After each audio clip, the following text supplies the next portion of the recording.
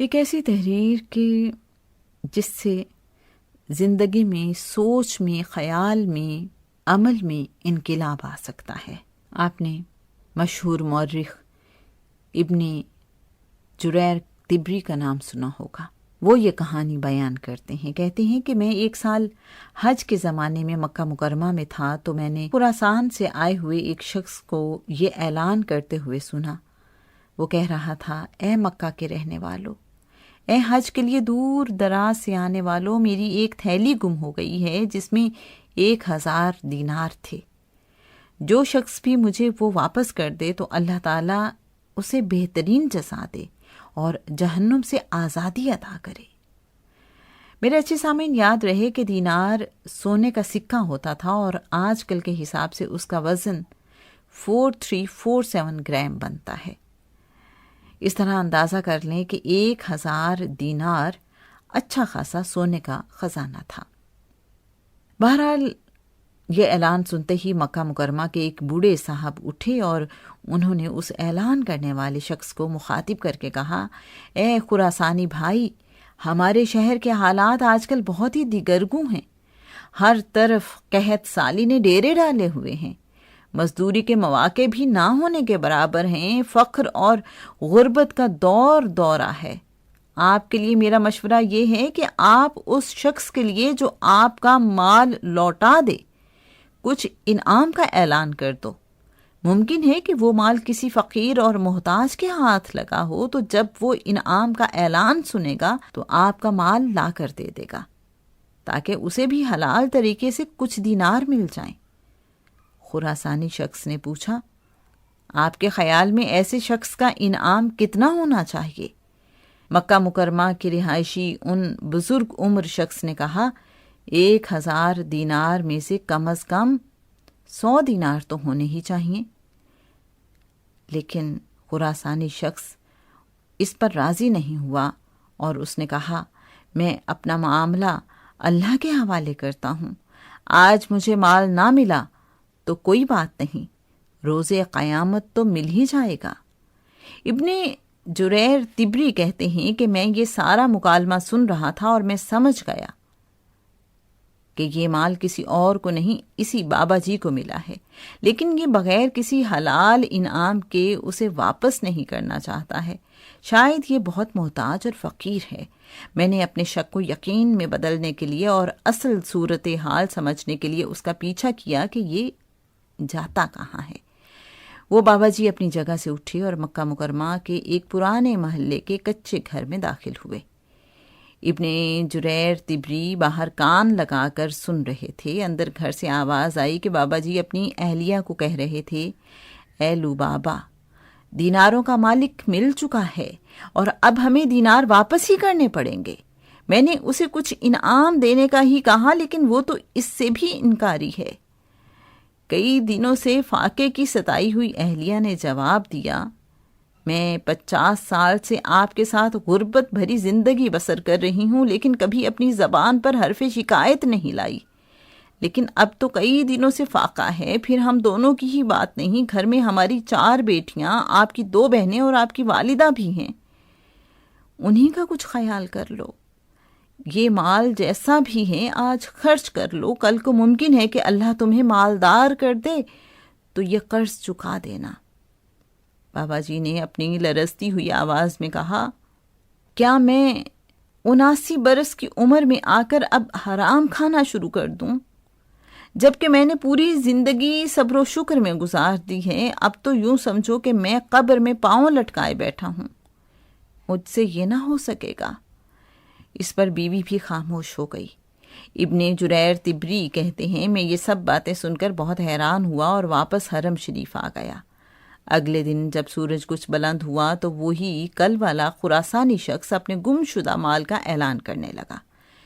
پھر وہی بابا جی کھڑے ہوئے اور انہوں نے کہا، اے خراسانی بھائی، میں نے کل بھی آپ کو ایک مفید مشورہ دیا تھا۔ اگر آپ 1000 دینار میں سے 100 دینار نہیں دے سکتے تو 10 دینار ہی دے دو، تاکہ اگر کسی غریب، فقیر، محتاج کو آپ کا مال ملا ہے تو اس کا بھی کچھ بھلا ہو جائے۔ ابن طبری کہتے ہیں، کہ اس طرح دوسرا دن بھی بیت گیا اور خراسانی شخص کو اس کا مال نہیں مل سکا۔ جب تیسرے دن کی صبح ہوئی تو پھر وہ آ کر اپنے گم شدہ مال کا اعلان کرنے لگا۔ اب پھر وہی بابا جی کھڑے ہوئے اور انہوں نے کہا، خراسانی بھائی، میں نے پرسوں آپ کو 100 دینار انعام کا اعلان کرنے کا مشورہ دیا، لیکن آپ نہیں مانے۔ کل 10 دینار کا مشورہ دیا، اس پر بھی آپ نے انکار کر دیا۔ چلو 1 دینار انعام کا ہی اعلان کر دو۔ ممکن ہے کہ جس غریب کو مال ملا ہے اس کے گھر میں کئی دن سے فاقہ ہو تو وہ 1 دینار سے اپنے اہل و عیال کے لیے کچھ کھانے کا ہی انتظام کر لے گا۔ میرے اچھے سامعین، خراسانی شخص نے پھر بڑی ہی تنگ دلی کا مظاہرہ کرتے ہوئے کہا کہ میں 1 دینار بھی دینے کے لیے تیار نہیں ہوں۔ اپنا مال لوں گا تو پورا لوں گا، ورنہ روز قیامت ہی فیصلہ ہوگا۔ جب بابا جی نے یہ سنا تو ان کا پیمانہ صبر لبریز ہو گیا اور اس خراسانی شخص کا دامن اپنی طرف کھینچتے ہوئے کہا، میرے ساتھ آؤ کہ میں تمہارا مال واپس کر دوں۔ اللہ کی قسم، جب سے یہ مال مجھے ملا ہے میں ایک پل بھی سکون کی نیند نہیں سو سکا ہوں۔ ابن جریر طبری کہتے ہیں کہ میں بھی چپکے سے ان کے پیچھے پیچھے چل دیا۔ بابا جی اپنے گھر میں داخل ہوئے، دینار لیے اور باہر نکل کر وہ سارے دینار اس خراسانی شخص کو دیتے ہوئے کہا، اللہ تعالیٰ مجھے معاف کر دے اور اپنے فضل سے ہمیں رزق عطا فرمائے۔ مجھے ان کے پیچھے گھر سے رونے اور سسکیوں کی آواز صاف سنائی دے رہی تھی کہ سب کئی دن کے فاقے سے تھے۔ اس خراسانی شخص نے تسلی سے اپنے دینار لیے اور روانہ ہو گیا۔ ابھی وہ تھوڑی ہی آگے گیا تھا کہ اچانک مڑا اور ان بابا جی کی کنیت سے انہیں مخاطب کر کے کہنے لگا، اے ابو غیاث، میرے والد کا انتقال ہوا تو انہوں نے اپنی میراث میں 3000 دینار چھوڑے تھے اور وصیت کی تھی کہ شرعی طریقے پر اس کا تیسرا حصہ یعنی 1000 دینار فقراء و مساکین پر صدقہ کر دیے جائیں، اور میں مکہ مکرمہ سے یہ مال اسی نیت سے لایا تھا کہ کسی فقیر اور محتاج کو دے کر اپنے لیے اور اپنے مرحوم والد کے لیے دعا کرواؤں گا۔ مجھے اس سفر میں آپ سے زیادہ سفید پوش کوئی نظر نہیں آیا، اس لیے یہ مال رکھ لو اور اپنی ضروریات پر خرچ کرو۔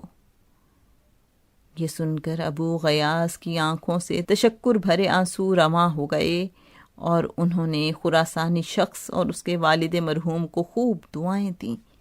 پھر جب وہ خراسانی شخص وہاں سے جانے لگا، ابن طبری کہتے ہیں کہ میں بھی واپس ہونے کے لیے مڑا تو پیچھے انہی بابا جی یعنی ابو غیاث کی آواز سنائی دی، کہنے لگے، بیٹا رک جاؤ، میں پہلے دن سے دیکھ رہا ہوں کہ تم میرا پیچھا کر رہے ہو اور پورے معاملے سے باخبر ہو۔ میں نے اپنے شیخ احمد بن یونس یربوئی رحمۃ اللہ علیہ سے اور انہوں نے امام مالک رحمۃ اللہ علیہ سے اور امام مالک رحمۃ اللہ علیہ نے حضرت نافع رحمۃ اللہ علیہ سے سنا کہ حضرت عبداللہ بن عمر رضی اللہ تعالی عنہما بتاتے تھے کہ جناب نبی کریم صلی اللہ علیہ وآلہ وسلم نے حضرت عمر اور حضرت علی رضی اللہ تعالی عنہما کو فرمایا تھا کہ جب اللہ تعالیٰ تمہیں کوئی ہدیہ بغیر مانگے اور بغیر نفس کے انتظار کے دے دے تو اسے قبول کر لینا اور رد نہ کرنا۔ پھر انہوں نے گھر کے 9 افراد کے لیے 100 دینار الگ الگ کیے اور پورا 10واں حصہ یعنی 100 دینار مجھے عنایت کیے اور مجھے ساتھ ہی کہا کہ یہ حلال مال ہے، اسے احتیاط سے خرچ کرنا۔ ابن جریر طبری رحمۃ اللہ علیہ کہتے ہیں، میں وہی 100 دینار 2 سال تک خرچ کرتا رہا اور خوب علم حاصل کیا۔